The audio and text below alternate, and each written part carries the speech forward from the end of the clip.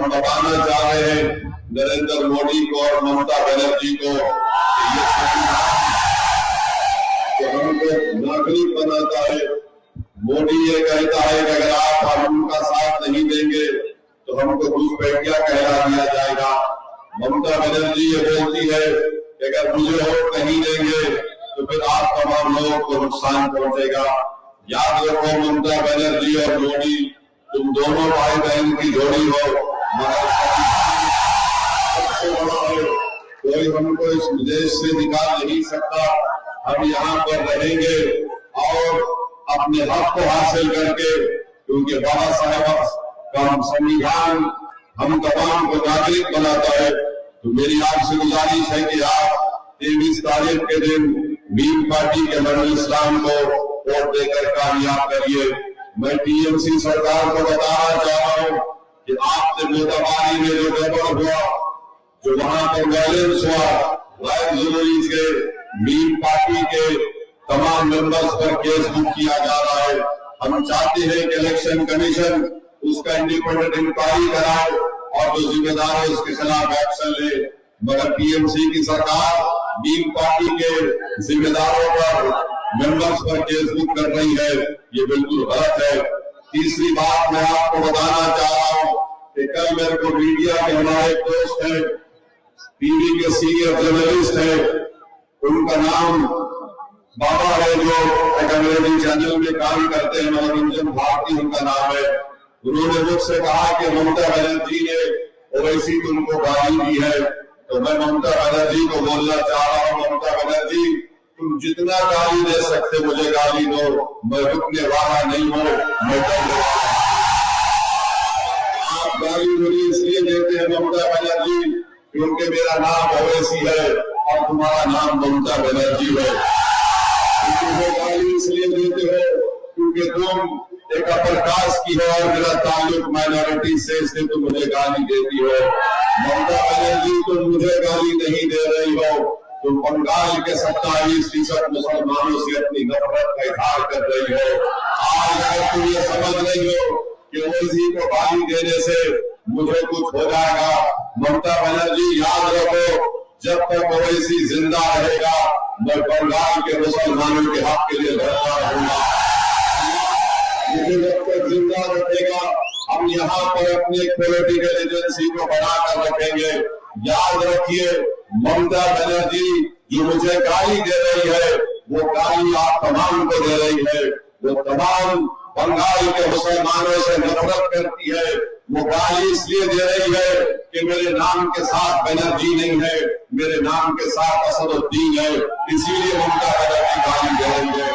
मेरे अजीज दोस्तों और बुजुर्गों, आप जानते हैं कि ये मालदा के यहाँ पर इस जगह पर 31% ऐसे घर है जहाँ पर उनका बच्चा यहाँ पर नहीं रहता, भारत के कोने कोने में जाकर मेहनत मजदूरी करता है।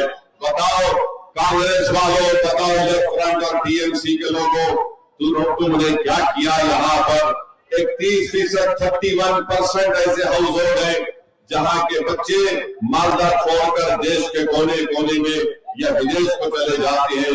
ये नाइंसाफी को अगर आप खत्म करना चाहते हैं, मैं आपसे अपील कर रहा हूं कि 23 तारीख को आप भीम पार्टी को वोट दीजिए, घंटी के निशान पर बटन दबाइए।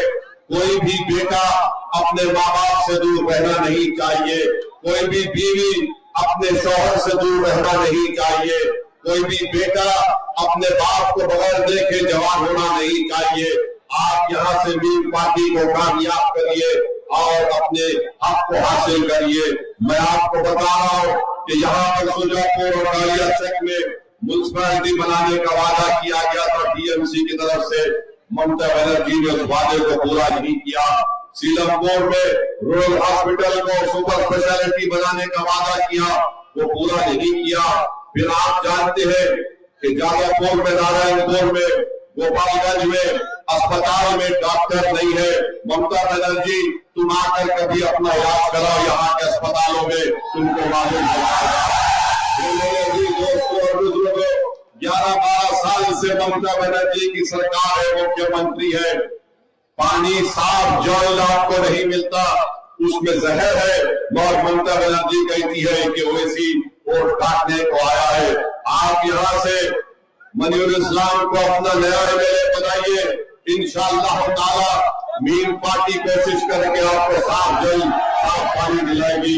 लॉ कॉलेज, डिग्री कॉलेज होना चाहिए। सुजापुर में टीएमसी ने कुछ नहीं किया। हमारे नौजवान बच्चे पलायन करते हैं, उनको रोकने के लिए, रोजगार दिलाने के लिए कोई काम नहीं किया। यहाँ पर प्लास्टिक हब का वादा किया गया था, उसको भूल गए। मालदा का आम पूरी दुनिया में, पूरी भारत में मशहूर है।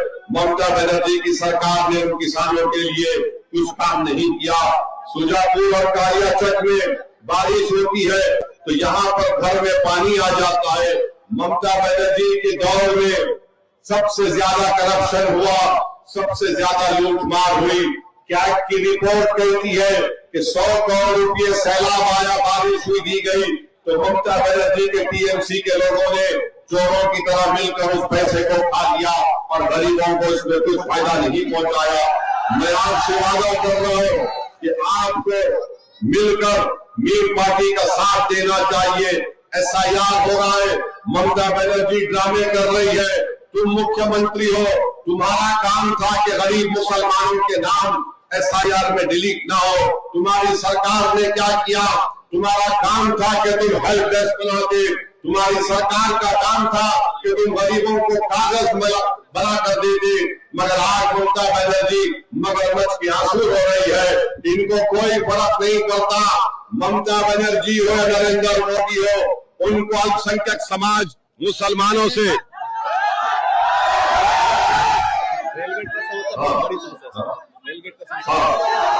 कोई बात नहीं, कोई बात नहीं।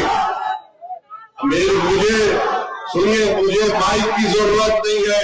मेरी आवाज आपके घर और दिल तक पहुंच। मीन पार्टी का पैगाम बंगाल के एक मुसलमान के घर में पहुंच चुका है। ये माइक ममता बनर्जी से डरता है, मैं नहीं डरता किसी के हाथ से। तो मेरे अजीज दोस्तों और बुजुर्गों, रेलवे का मसला है, वहां पर आप देखते हैं कि बार बार कोई अंडरपास ब्रिज नहीं बनाया गया है और इसकी वजह से लोगों को तकलीफ उठाना पड़ता है। तो मैं आपसे अपील करने को आया हूं कि आप मिलकर 23 तारीख के दिन मीन पार्टी के मनीउर इस्लाम को कामयाब करिए। डरने और घबराने की आपको जरूरत नहीं है। 70 साल से मालदा, मुर्शिदाबाद यहाँ की जनता को गरीब बनाकर रखा गया है। मीन पार्टी आपको आपका हक दिलाने के लिए एक इनकलाब बर्पा करना चाहती है। आप 23 तारीख के दिन मीन पार्टी का साथ दीजिए, गुड्डी पर बटन दबाइए, अपनी और मोताबारी से एडवोकेट मुस्तैद साहब और मोताबारी से ये हमारे पार्टी के कैंडिडेट हैं। मैं आपसे वादा कर रहा हूँ कि मैं यहाँ पर दूसरी मर्तबा आया हूँ। अल्लाह मुझे जब तक जिंदा रखेगा मैं बार बार यहाँ पर आता रहूंगा और आपके राय करता रहूंगा। आप ये मत समझिए कि ओवैसी हैदराबाद से आया है। ममता बनर्जी कहती है कि ओवैसी हैदराबाद से आया है, वो क्या करेगा? ममता बनर्जी तुम नहीं जानती, नेताजी सुभाष चंद्र बोस के साथ जर्मनी से जो सबमरीन में बैठकर सुमात्रा को 90 दिन समंदर में जो साथ था, वो हैदराबाद का नाम आदमी था, उसका नाम आबिद हसन सफरानी था। मैं वहां से आया हूं। ममता बनर्जी अगर किसी ने जय हिंद का नारा दिया तो उसका नाम आबिद हसन सफरानी है, जो नेताजी सुभाष चंद्र बोस का साथी था। ममता बनर्जी तुम जानती नहीं हो हमारी तारीख को। तुमने बीजेपी को मजबूत किया। याद करो 26 साल पहले यही ममता बनर्जी ने दमदम से बीजेपी के कैंडिडेट को एमपी बनाया। यही ममता बनर्जी थी जब गुजरात में बिल्किस बानो इशरत जहां को मार दिया जा रहा था या रेप कर दिया जा रहा था। ये ममता बनर्जी आरएसएस बीजेपी का साथ दे रही थी। आज ममता बनर्जी कहती है कि सांप को मत देखो, बीजेपी को देखो। ममता बनर्जी तुम सांप बन चुकी हो। तुमने बीजेपी को मजबूत बनाया, हमने नहीं बनाया। और इन बीजेपी को तुमने मजबूत बनाया, वक्त का काला कानून बनाया गया।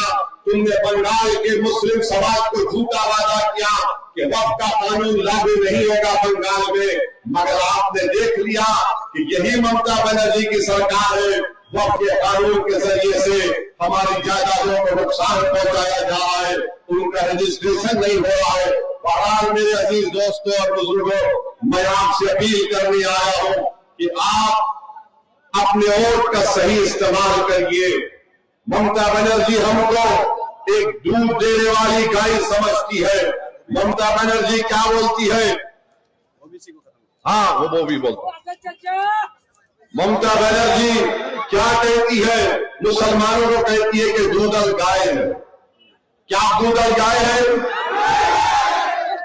आप दूधल गाय नहीं है ना, आप मिष्टी दोई भी नहीं है ना, आप इंसान है ना, आप वोटर नहीं है, आप नागरिक है ना।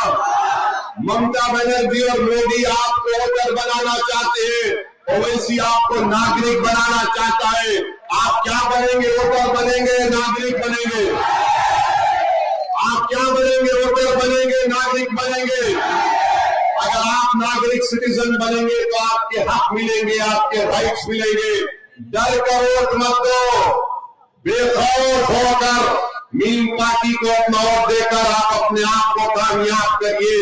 याद रखिए, सुजापुर से कैंडिडेट मरीन इस्लाम नहीं है, आप तमाम कैंडिडेट है, आप तमाम मीम है, आप तमाम ड्यूटी पर वतनदार कर आप हिमायत पार्टी को कामयाब करिए। मेरे अजीज दोस्तों और बुजुर्गों, आपको डरने और घबराने की जरूरत नहीं है। जुल्म खत्म होगा टीएमसी का, इंशाअल्लाह टीएमसी का जुल्म खत्म होगा और 23 तारीख के दिन हर पोलिंग बूथ पर बटन दबेगा गुड्डी के ऊपर, इंशाअल्लाह होगा। तो लगाओ मेरे साथ नारा, नारे तकबीर, नारे तकबीर, टीम पार्टी जिंदाबाद, टीम पार्टी जिंदाबाद, टीम पार्टी जिंदाबाद। बहुत बहुत शुक्रिया। मैं आपके पास आया हूं, आपसे फिर से अपील कर रहा हूं कि आपको मोदी और ममता के खिलाफ मीम पार्टी को वोट देकर कामयाब करिए। आपको नेता बनना है। ममता बनर्जी आपको नेता नहीं बनाने देना चाहती है। वो चाहती है कि हम गुलाम बनकर रहे। हम किसी के गुलाम नहीं है सिवाय अल्लाह के। हम किसी के आगे झुकने वाले नहीं है। हमको नेता बनना है। आपका वोट आपके मुकद्दर का फैसला करेगा। आपका वोट आपको नेता बनाएगा। आपका वोट सुजापुर में डेवलपमेंट का काम करवाएगा। मीम पार्टी को वोट देकर आप हमारे मीम पार्टी को कामयाब करिए। मैं नौजवानों से अपील कर रहा हूँ, बुजुर्गों से अपील कर रहा हूँ और हमारी माँ और बहनों से अपील कर रहा हूँ कि अपना एक वोट देकर सुजापुर में और मोताबारी में जो मीम पार्टी के कैंडिडेट को बुद्धि का बटन दबाकर कामयाब करिए। आपका बहुत बहुत शुक्रिया। अल्लाह आपको सलामत रखे।